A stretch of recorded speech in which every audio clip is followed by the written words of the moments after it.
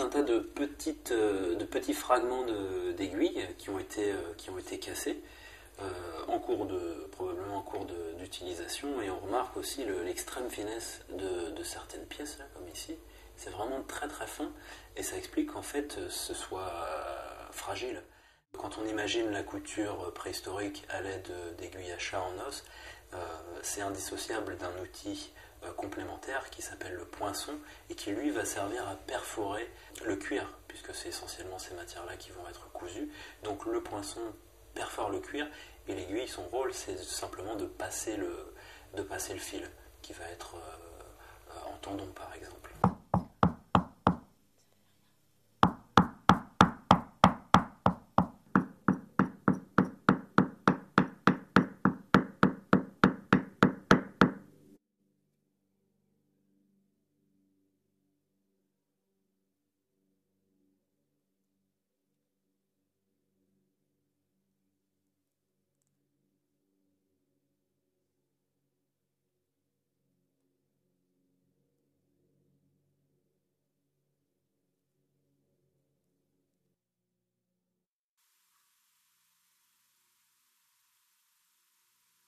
Ça arrive au cours du travail de casser les aiguilles.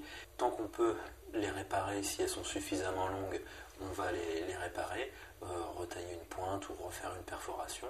Par contre, quand elles sont devenues trop petites, en général à Boirago c'est en dessous de 2 cm, elles vont être simplement abandonnées. C'est la fin de la vie de l'outil.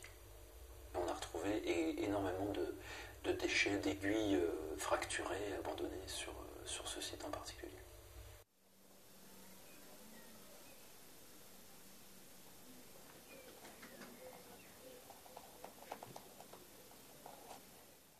Cet outil, en fait, dans sa fabrication, son élaboration, sa finesse, il va mettre en relief un travail du cuir, un travail de couture relativement élaboré, avec des savoir-faire techniques particuliers liés à la finesse des peaux, à la finesse des coutures.